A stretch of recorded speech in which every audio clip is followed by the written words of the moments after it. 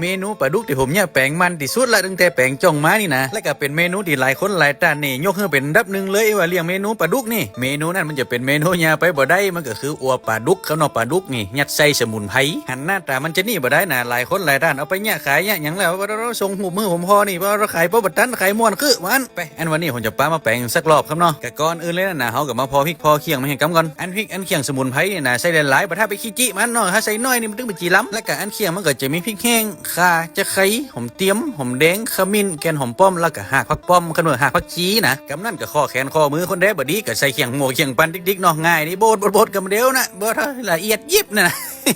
เป็นการตำมันเมื่อยเนาะแต่ว่าถ้าคนได้คอแขนคอมือยังแข็งแรงอยู่กับตำเอาดอกม่วนดีมาแล้วก็กำนั่นนะกันว่าเขาตำพริกตำเคียงเสร็จเรียบร้อยมันก็กำนี่เขาจะมานี่มาโบะมาพาขี้ปุ่มปลาต้องปลานี่แล้วก็อันปลาดุกที่ผมใจนี่แต่บ่ต้องสงสัยเลยจีนปลามันยังเป็นเจนี่เพราะว่ามันเป็นปลาดุกที่เป็นแจ่ฟิตมาครับเนาะกำนั่นกันว่าเขาพาขี้ปุ่มปลาต้องปลาแบะเอาเสร็จเรียบร้อยกำนี่ขี้ข้างมันนั่นนะเขาก็มาบังครับนะบังมันทีจีเนี่ยประมาณเนี่ยครับเนาะไปกำนี่กันว่าเตรียมเคียงเตรียมควงเสร็จเรียบร้อยก็เป็นเริ่มแปลงกันดีว่าเขาก็จะเอาพริกเอาเคียงที่เขาตำละไว้ตะกี้นะลงมาสูนกับนี่เป็นใบเบอร์กิ้วหั่นฝอยกับผักป้อมผักจีครับเนาะแล้วก็ปรุงรสเห็นสักเล็กน้อยก็จะใส่เกี๊ยผงปรุงรสแล้วก็นี่เป็นสูตรรสเนาะใส่ไปหลายๆของมูนี่นะ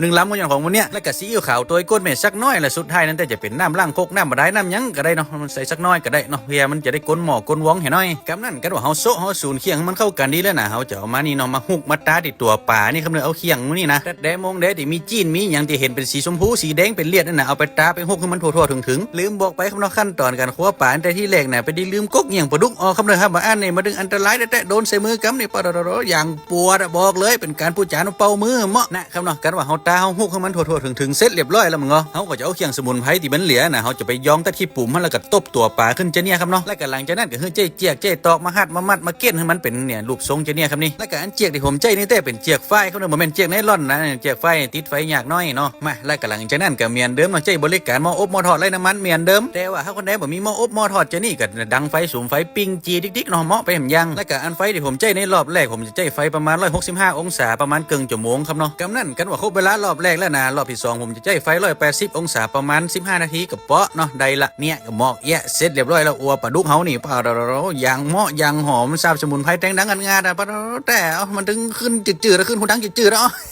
อันจีนป่าจีนอย่างไหนบ่ถ้าไปสนใจเตี้ยเนาะเฮามากีบมาจูนมากินเคียงสมุนไพรมันนี่กำก่อนนี่ปลาเขานึงมันฮ้อนน่ะมันถึงเหมาะที่สุดแล้วนี่เอาจีนป่าย้องหน้าให้น้อยนี่ปลาก็มันจะมียาเหมาะหรืออัวปลาดุกจะนี่แฮมแต่ถ้าจะมียาเหมาะหรืออัวปลาดุกจะนี่แฮมมันก็ต้องอันนี้แล้วนี่ใสๆให้น้อยมาสักโบกสะเลยครับผมเนาะไล่เลียดไล่ล้มเพียได้กินข้าวล้ำแต่กับครับเนาะอันนี้มันถึงลื้นฟืนถ้ากินข้าวนึ่งข้าวหยังนี่นะมาว่าแต่วันนี้ไข่คืนไข่คิวแกนยกไปตะกี้ขอหยาดแก้มหนังกรอบๆสักตีนเนาะ